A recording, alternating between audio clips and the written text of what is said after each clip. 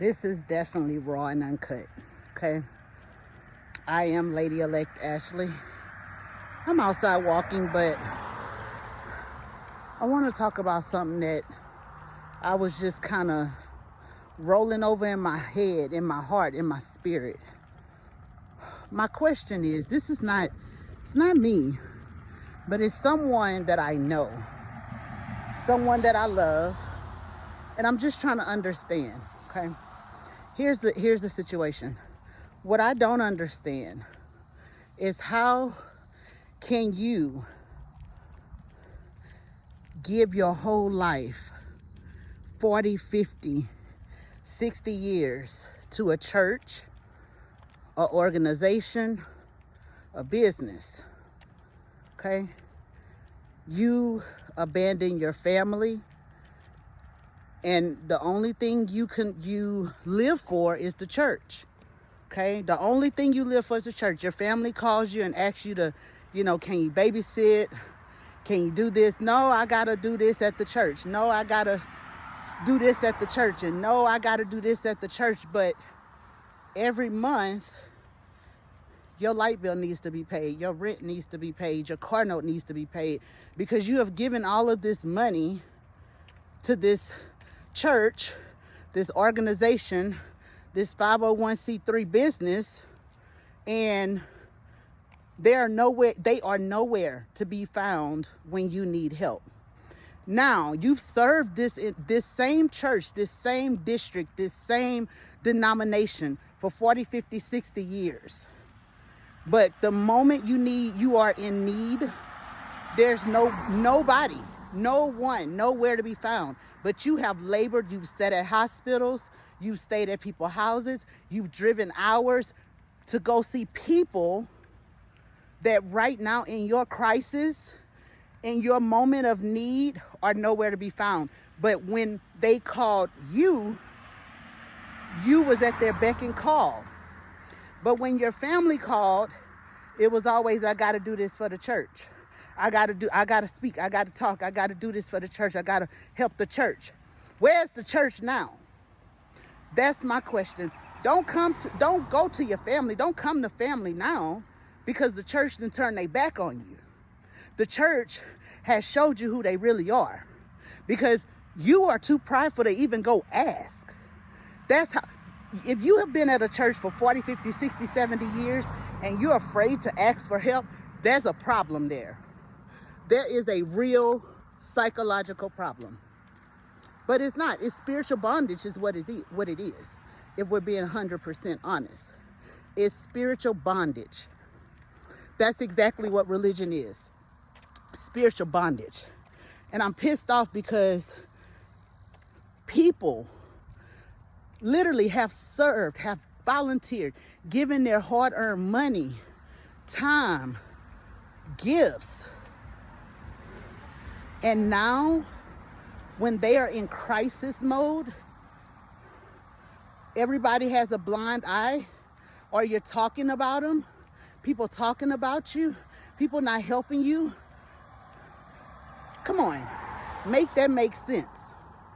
Make it make sense. Come on, I'll wait. Make it make sense. It doesn't, because it's bull crap. And it's time for y'all to wake up and stop giving y'all hearts and y'all lives to these churches. God didn't call you to give your life to the church. That's a lie. God called you to live your life, to make the right decisions, to make the right choices, to help people, to serve people, to love yourself.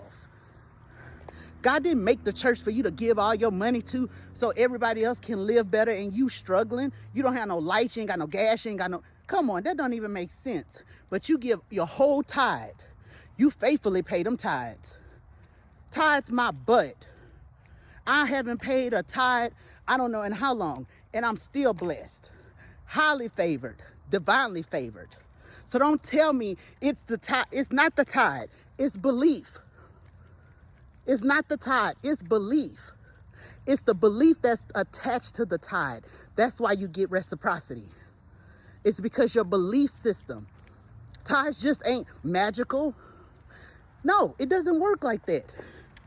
If you believe, you shall receive. But are those tithes helping you? Come on, be honest with yourself. Tell the truth, shame the devil. Are the tithes helping you? Did your tithes pay that tire when you had that flat tire? You can't pay for a flat tire, but you pay tithes every time you get your Social Security check, your disability check, your paycheck, child support check, investment check, whatever.